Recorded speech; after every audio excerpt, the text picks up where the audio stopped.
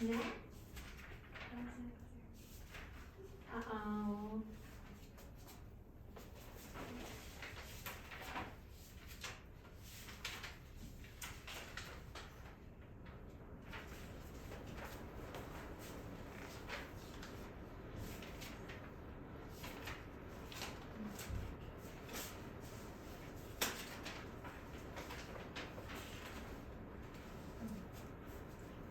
자, 숙제에서 질문 먼저 받고 테스트 보고 진도 나갈게요.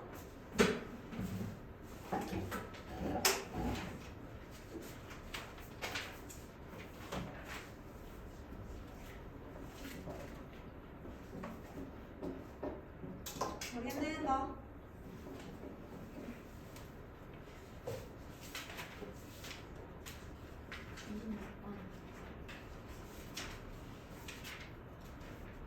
(26번) 257페이지 맞나요? 네. 26번. 60도씨의 물 100g에 질산칼륨 100g을 모두 녹인 후 0도씨로 냉각할 때 석출되는 질산칼륨의 질량은 몇 g인지 풀이 과정을 포함하여 구하시오. 처음에는 60도씨의 물 100g의 질산칼륨을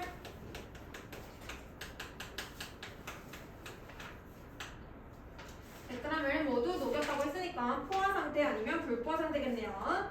근데 얘를 0도씨로 냉각시켰대. 그러면 물의 양은 변하지 않겠지.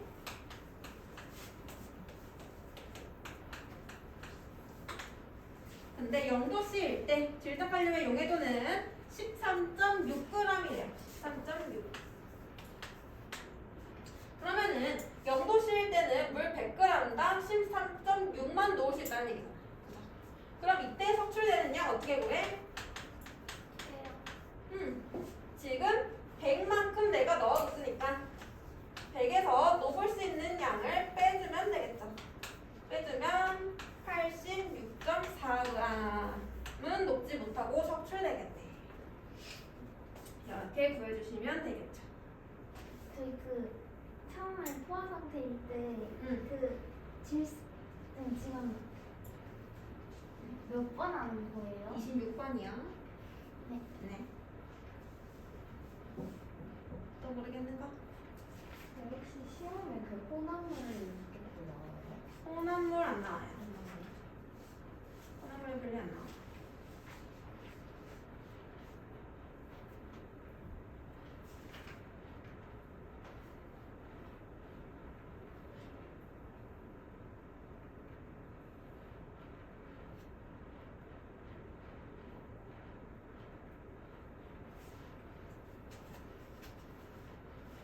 바로 테스트 봐도 될까요?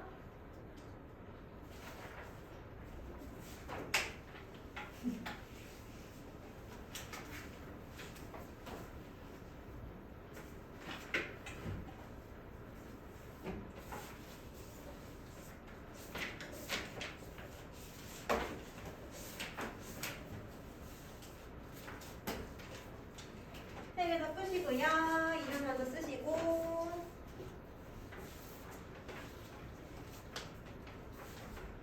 오늘 기다리고 있어요.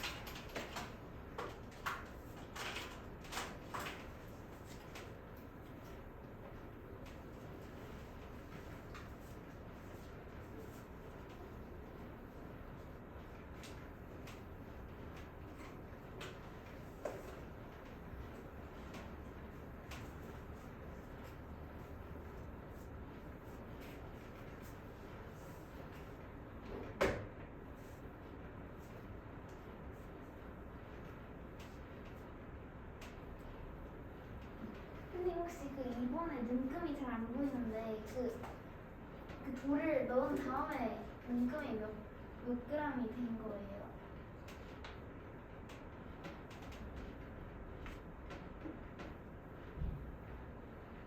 나도 모르겠어요.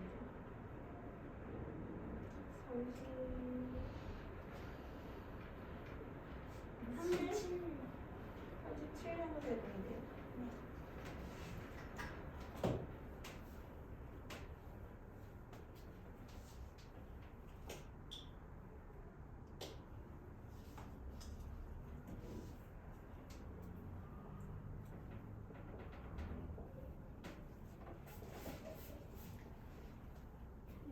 처음 거는 몇 느낌이 처음 거는 31.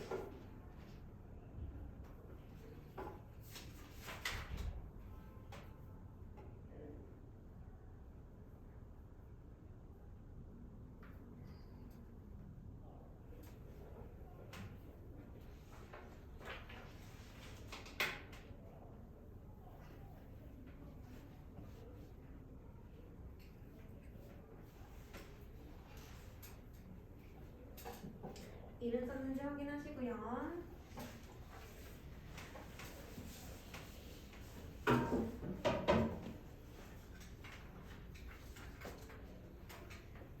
주십시오.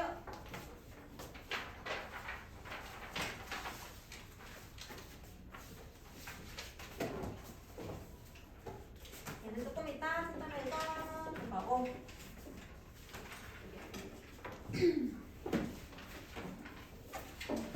자, 260페이지 펴볼까요?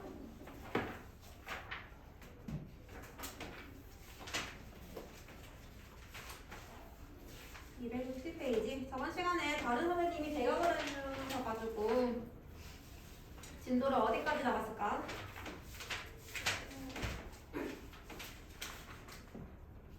원유하기 전까지 어느 전까지? 어떤 것 같은. 누가 예찬까지 하고? 응?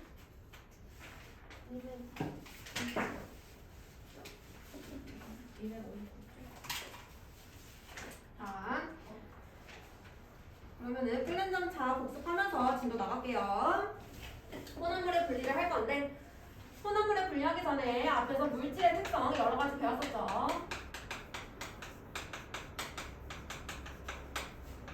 물질 특성, 끓는 점, 녹는 점, 어는 점, 그리고 밀도, 용해도. 대표적인 것들 몇 가지 배웠었고, 그 다음에 이 물질의 특성을 이용해서 혼합물을 분리하는 거, 그거를 하는 방법입니다.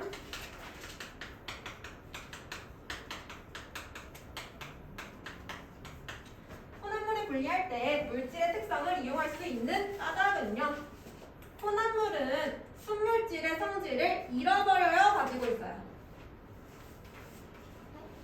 혼합물은 섞여있는 순물질들의 성질을 가지고 있어요. 가지고 있는다고 했습니다. 잃어버리지 않고 성질을 그대로 유지하고 있기 때문에 저 물질의 특성도 그대로 유지하고 있다. 그래서 물질의 특성을 이용할 수 있는 거고요. 혼합물을 분리할 때 뭘 봐야 되냐면 분리하는 방법의 이름이 나와요. 그래서 방법의 이름 기억해놔야 되고 그 방법이 무슨 물질의 특성을 이용하는 건지 이용하는 물질 특성 기억해야 되고요. 그 다음에 그 방법으로 분리할 수 있는 예시 여러 가지 나와요. 그래서 예시도 같이 기억을 해놔야 됩니다. 그래서 혼합물 분리 첫 번째 방법이 증류. 증류는 물질의 특성 중에서 끓는 점을 이용하는 방법이었고요. 물질마다 끓는 점이 다른 거를 이용하는 방법. 상급 플라스크에 혼합물을 넣고 얘를 가열하게 되면은 얘가 끓겠죠? 그러면 끓는 점이 다르니까 끓는 점이 낮은 물질이 먼저 끓을 거야. 그치? 그러면은 끓는 점 낮은 애가 먼저 기체가 돼서 위로 올라오고 우리는 여기를 막아서 기체를 가지 쪽으로 흘려보냅니다. 그 다음에 그 기체를 모아서 얘를 어떻게 해? 냉각시키죠. 여기 얼음을 넣어서 냉각시키죠. 그러면 기체가 냉각되면서 다시 액체로 변하죠. 그러면은 액체로 변한 여기 있는 물질은 끓는 점이 높은 거야, 낮은 거야? 낮은. 끓는 점이 낮은 물질이 분리가 되어나온 거죠. 끓는 점이 낮은 물질이 먼저 분리가 돼서 모이게 됩니다. 그래서 이 방법을 증류라고 하고요. 증류는 가열시킬 때 처음에 기화시키고 다시 냉각해서 액화시키는 방법을 증류라고 합니다. 그래서 소금물처럼 고체 혼합물을 증류할 수도 있고 아니면 저기 나와 있는 에탄올처럼 액체 혼합물을 증류시킬 수도 있어요. 그래서 에탄올은 물이랑 에탄올이 섞였다. 그러면은 가열 곡선에서 온도가 일정한 구간이 두 군데가 나오게 되고 에탄올의 끓는 점이 먼저 끓고 그 다음에 물이 끓습니다. 근데 에탄올이 끓을 때 자신의 끓는 점보다 약간 높은 온도에서 끓어요.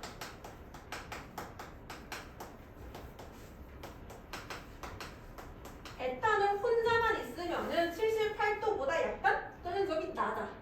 근데 섞여 있으면은 78도에 끓어. 그 이유는 뭐냐면 혼합물에서는 에탄올만 끓는 게 아니고 일부의 물이 같이 들어가 돼. 엄청 극소량이지만 그래도 물이 조금은 포함이 돼요. 그렇기 때문에 물 때문에 끓는 점이 약간은 높아집니다. 그래서 이게 끓는 점을 이용해서 분리하는 방법이었고요. 증류의 방법을 이용해서 분리하는 또 다른 예시 중에 하나가 원유의 분리.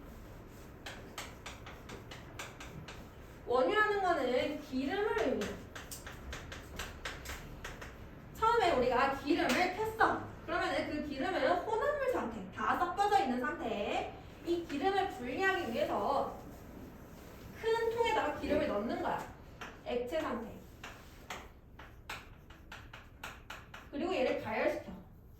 그러면은 끓는 점 차에 의해서 끓는 점 낮은 애가 먼저 기화되겠죠? 그럼 기화돼서 기화된 기체가 위로 올라갑니다. 근데 위로 올라가면은 불이랑 멀어져. 그래서 위로 갈수록 온도가 점점 낮아져요. 아래쪽에는 불이랑 가까우니까 온도 높고요. 위로 올라갈수록 온도가 낮아져요. 얘랑 비슷해.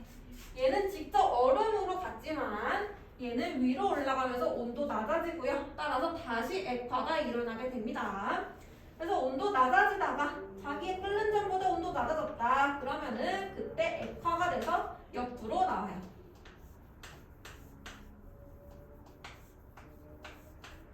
그래서 각각의 층으로 나뉘게 될 거고 가장 위쪽에서 분리가 된 애는 끓는 점이 높은 애일까 낮은 애일까? 낮은. 얘는 온도가 제일 낮은 곳에서 분리가 된 거죠. 온도가 제일 낮은 곳에서 액화가 일어났기 때문에 끓는 점이 낮은 물질은 가장 위쪽에서 분리가 되고요. 아래쪽에서 분리될수록 끓는 점이 높은 물질. 그래서 끓는 점 낮은 거, 아래로 갈수록 끓는 점 높은 거. 근데 여기서 다 분리가 되는데 얘네들이 순물질은 아니야. 증류는 혼합물을 분리하는 방법 중에서도 약간 뭐라 해야 되지? 약간 순수도라고 할게요. 약간 순물질의 정도가 떨어져. 한 번 분리한다고 해서 다 순물질이 될 수는 없어요. 아까 에탄올도 끓일 때 물이 포함된다고 했었죠. 한 번 분리할 때 전부 다 순물질이 되는 건 아니고요. 여러 번 반복해야지 순물질이 될 수 있어. 그래서 원유 같은 경우에도 얘네들이 분리가 됐어. 그때 얘네들이 순물질이 되는 건 아니고 얘네들은 그냥 끓는 점이 비슷한 물질끼리.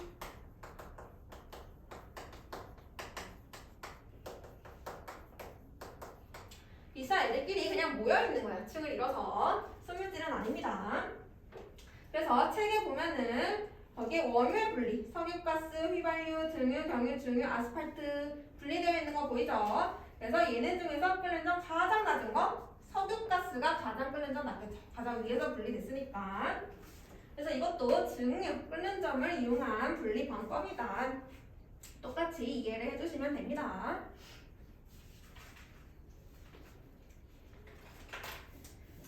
그래서 첫 번째 끓는 점 차이를 이용한 분리 방법 넘어가고요. 262페이지 넘어올게요.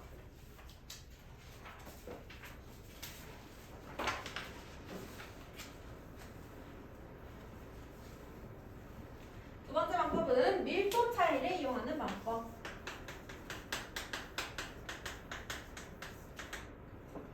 자, 밀도 차이를 이용하는 거는 나눠서 볼 거야.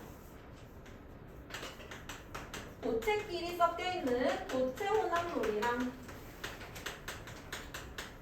액체끼리 섞여있는 액체 혼합물.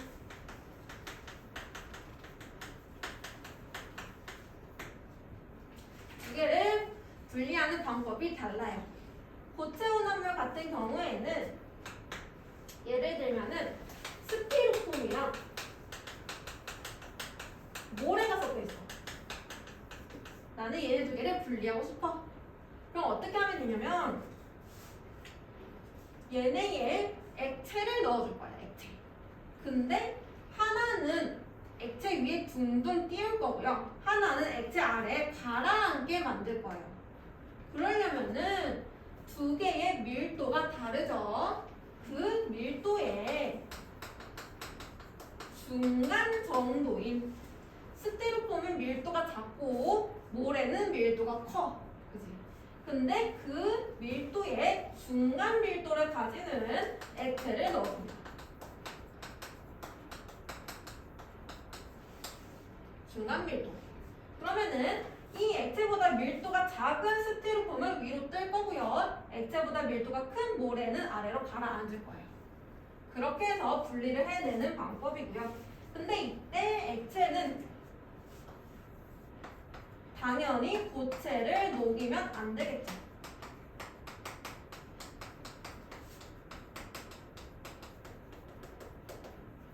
고체를 녹이지 않는 액체를 반드시 사용해야 됩니다.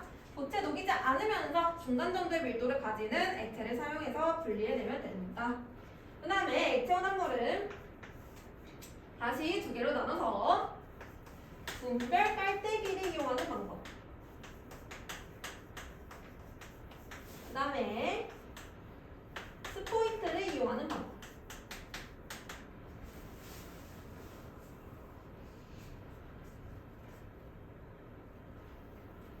우선 액체 혼합물을 밀도 차이로 분리를 하려면은 얘네가 섞이지가 않아야 돼요.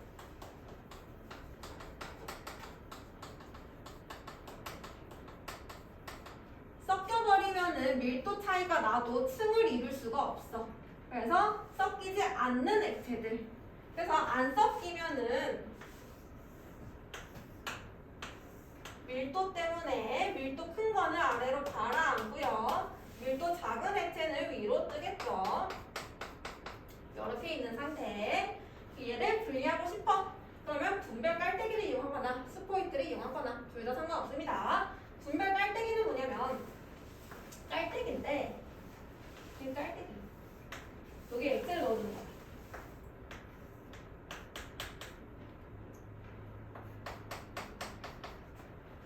그리고 나서 여기에 밸브가 있어요. 밸브를 닫아놨다가 밸브를 열면은 액체가 뚜루루 내려오겠죠? 그러면은 밀도가 큰 액체부터 내려오겠지. 그래서 밸브 열었어. 밀도 큰 거 내려왔어. 그리고 나서 어느 정도 내려오면은 밸브를 잠가. 그 다음에 이 중간은 약간 섞여져 있기 때문에 중간 거는 따로 빼고요. 그리고 나서 위에 것만 또 따로 분리를 해내면 되겠죠. 그래서 분별 깔때기를 이용하게 되면은 당연히 밀도가 큰 물질부터 분리를 하겠죠. 밀도 큰 게 아래에 있으니까 아래 것부터 분리를 할 겁니다. 근데 스포이트를 이용하면요. 스포이트는 밀도 큰 거, 밀도 작은 거. 스포이트는 보통 양이 적을 때 많이 이용하는 방법이고요. 스포이트 어떻게 생겼는지는 알죠? 이렇게 얇아서 위쪽에서 누르는 거 있으면 뭐라 해야 되냐? 누르면은 뭐라 해야 되냐? 말을 할 수가 없네. 이렇게 손으로 위에 고무 같은 거 누르면은 얘가 물 빨아들이는 거. 그걸로 위에 있는 것만 쭉 하고 빨아들이면은 위에 떠 있는 것만 빨아들이는 거. 그러면은 얘는 그냥 남아 있고 위에 것만 분리해내는 거. 그래서 스포이트는 위에 거를 분리하는 거기 때문에 얘는 밀도가 작은 거를 먼저 줘.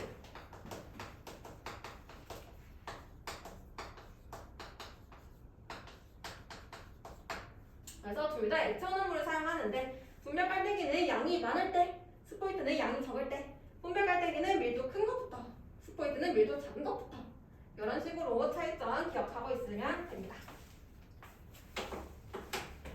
그래서 거기 예시 한 번만 같이 볼게요. 262페이지 위에 고체 혼합물의 분리 예시. 첫 번째, 좋은 벽시 고르기. 거기 보면은 벽시랑 쭉정이라고 나와져 있는데 쭉정이는 안에 알맹이가 없는 벽시예요. 그냥 껍질만 있는 벽시. 그래서 밀도가 작고요. 좋은 벽시는 알맹이가 있어서 밀도가 큽니다. 그래서 거기 안에 소금물을 넣으면은 쭉정이는 위에 뜨고 좋은 벽시는 아래로 가라앉는다. 그 다음에 신선한 달걀 고르기. 달걀 같은 경우에는 우리 눈에는 안 보이지만 달걀 표면에 아주 작은 구멍이 있고요. 그 구멍에 물이 채워져 있어요. 근데 시간이 지나면은 이 물이 증발해버려요. 그럼 얘가 오래됐어. 물이 다 증발했는데 밀도가 작아지겠죠. 질량이 작아지니까. 그래서 오래되면 오래될수록 밀도는 작아져요.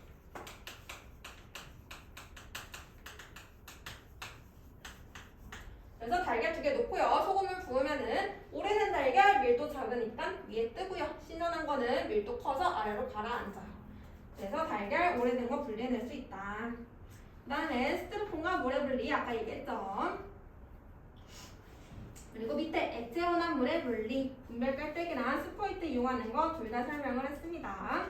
액체 혼합물의 분리 예시 보면은 아까 액체 혼합물 같은 경우는 섞이지 않는 혼합물을 사용해야 된다고 했는데 여기 보면은 식용유 같은 경우는 우리가 아는데 물과 에테르 혹은 물과 산화탄소 이런 건 잘 모르죠. 섞이는지 안 섞이는지. 그래서 암기가 조금 필요해요. 여기는 암기를 안 하면은 구분하기가 어렵습니다. 물과 식용유, 물과 에테르, 간장과 참기름, 물과 산화탄소 얘네들은 밀도를 이용해서 분리를 해야 되는구나. 이 정도는 기억을 해야 되고요. 위층, 아래층 이것까지는 기억을 안 해도 돼요. 이거는 보통 문제에서 제시를 해줍니다. 선생님 혹시 그 고체 혼합물의 분리 얘기해서 첫 번째 2개, 그 처음 두 개는 그 소금물 사용하는데 왜 세 번째 거는 물 사용해요? 세 번째 거는 물이 중간 정도 밀도를 가지는 액체니까요. 그러면 첫 2개는 물 사용하면 안 돼요? 첫 2개에서 물을 사용하게 되면은 물의 밀도는 소금물보다 작잖아. 네. 그래서 조금 분리가 잘 안 일어나겠죠? 네. 그래서 액체 혼합물 분리할 때 물과 에테르, 물과 산화탄소 이 정도는 같이 기억을 해줍시다. 자주 나오는 예시예요. 여기까지 이해됐어요? 됐어? 질문 없어요? 오케이. 그 다음에 264페이지. 여기도 밀도차를 이용한 분리의 예시 또 나왔습니다. 한 번씩 읽어볼게요. 첫 번째, 사근 채취하기. 금을 채취했을 때 금이랑 모래가 섞여져 있는데 이거를 분리해낼 겁니다. 보통 금이 밀도가 크고요. 모래는 밀도가 작아요. 그래서 섞여 있는 거에 물을 부으면은 밀도 큰 금은 아래 가라앉고 모래는 위에 떠요. 그래서 씻겨 나가고 금은 아래에 남고. 그 다음에 원심 분리기로 혈액 분리하기. 원심 분리기는 안에 혈액을 넣고 얘를 엄청 빠른 속도로 돌려주는 기계예요. 엄청 빠른 속도로 돌리면은 혈액이 밀도에 의해서 층이 나뉘어져. 혈액은 원래 층이 안 나눠져 있는데 혈액을 보면은 액체 성분인 혈장이랑 고체 성분인 혈구가 있어요. 당연히 고체 혈구가 밀도가 크고요. 액체 혈장이 밀도가 작아요.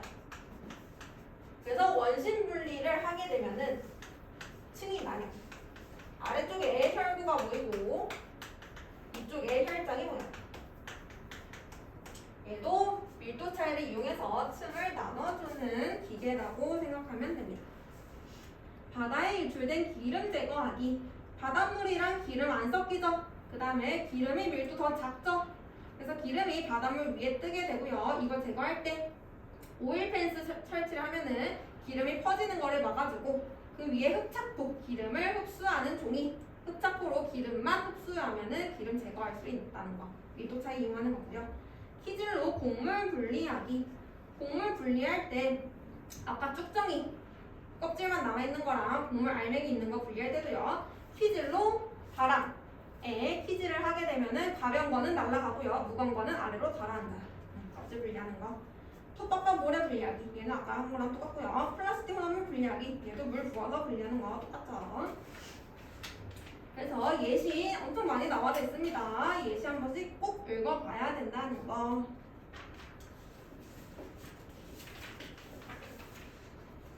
그리고 시간이 없어서 넘어가도록 하겠습니다.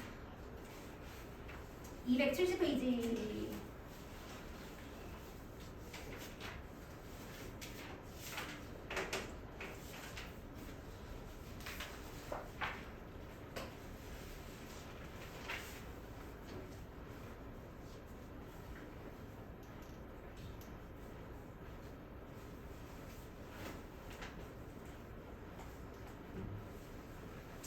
자, 270페이지 오면은 혼합물의 분리 계속 나오져 있고, 세 번째 재결정. 이름만 봐도 알 수 있죠. 재결정, 다시 결정으로 만든다라는 얘기고요. 재결정은 물질의 특성 중에서 용해도를 이용하는 방법입니다. 그래서 용해도, 우리가 포화 상태 혹은 불포화 상태인 물질을 냉각시키면은 과포화 상태가 될 거고, 그러면 석출된다라고 배웠어요. 그치? 특성할 때. 그거랑 똑같아요. 석출 대신에 재결정이라는 말만 대신 쓴 겁니다. 그래서 여기서도 마찬가지로 계산 문제가 나올 거고, 항상 재결정에서는 혼합물이 나올 거기 때문에 두 가지의 물질이 나올 거예요. 두 가지 이상의 물질. 근데 무조건 그 중에서 한 개만 재결정이 돼. 그렇게 문제를 내요. 왜 그러냐면 두 개가 같이 재결정이 되면은 분리를 한 게 아니잖아. 그지? 두 개 같이 재결정하면은 분리가 안 일어난 거잖아. 하나만 재결정이 돼야지 분리를 해낸 거죠. 그래서 물질이 여러 개 섞여져 있어도 무조건 하나만 재결정이 일어나도록 문제를 내요. 알겠죠? 그래서 우리는 석출되는 양도 구할 거고요. 방법은 똑같습니다. 앞에서 계산하는 거랑. 바로 거기 270페이지 중간에 예시로 같이 볼게요. 순수한 질산칼륨 분리하기. 질산칼륨 50g과 황산물이 5g이 섞인 혼합물을 60도씨의 물 100g에 모두 녹인 후 20도씨로 냉각하여 거름장치로 거른다. 거름장치의 밑줄. 거름장치. 거름장치라는 내용이 나오면은 무조건 재결정 방법이에요. 자, 한번 해볼게요. 처음에 60도씨의 물을 사용했고, 물의 양은 100g. 물 100g이니까 육매의 양을 신경 안 써도 되겠죠. 질산칼륨 50g과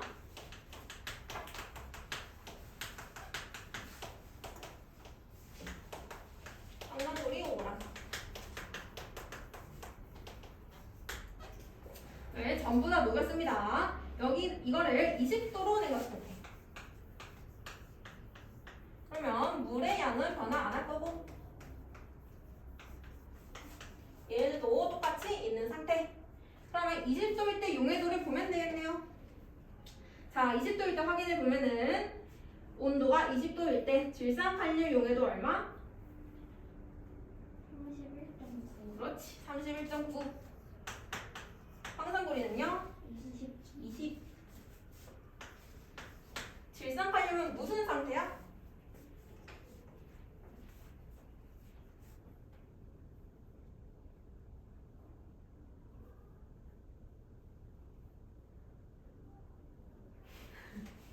황산고리는 무슨 상태야?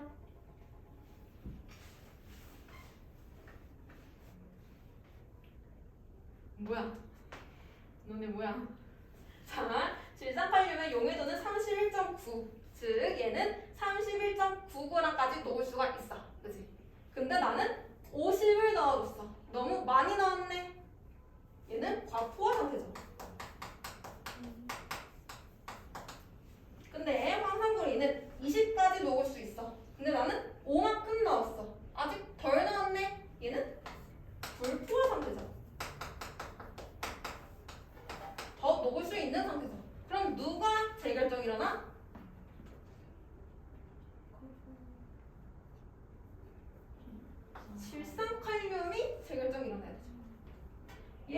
20 녹을 수 있는데 5밖에 안 녹았잖아. 15 더 녹을 수 있잖아. 얘는 재결정 일어나지 않죠. 그러면은 질산칼륨 재결정 일어날 건데 얼마큼 재결정 일어나? 내가 넣어준 양에서 용해도만큼 빼주면 되죠. 18.1 재결정이 되겠죠. 이렇게 계산해 주는 거예요. 이해했어? 여기서도 계산 문제 계속 나올 거고요. 마찬가지로 계속 연습을 해볼 겁니다. 자, 271페이지 2번 문제 한번 해볼게요. 2번 문제.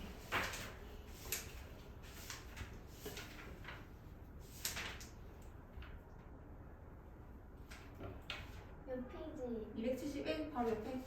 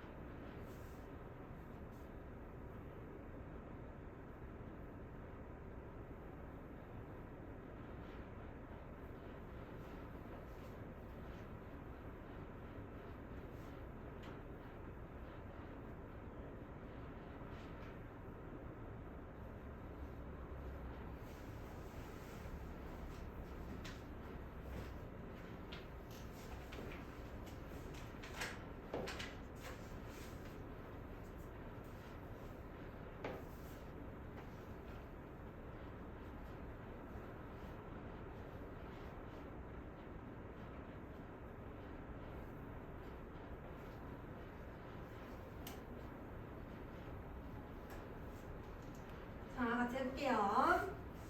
오른쪽 그림은 염화나트륨과 붕산의 용해도 우선을 나타낸 것이다. 염화나트륨 1g과 붕산 10g이 섞인 혼합물을 60도씨의 물 100g에 녹인 후 20도씨로 냉각할 때 석출되는 물질 종류와 질량을 구하시오. 처음에 얘네들을 다 녹여놨고요. 얘를 20도로 낸 것이다. 그래도 물의 양이랑 염화나트륨, 붕산의 양은 변하지 않습니다. 20도일 때 각각의 용해도 보면은 염화나트륨의 용해도 얼마? 35.9랑 35.9. 붕산은 5g. 5. 그럼 둘 중에서 뭐가 석출돼야 돼? 분산? 붕산이 석출돼야 되죠? 왜요?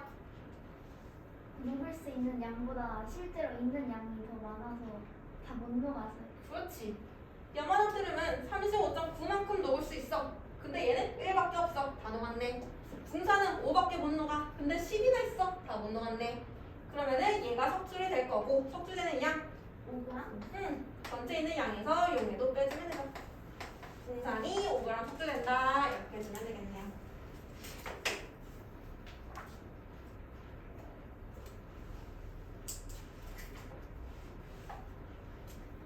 그렇게 계산을 해주시면 됩니다.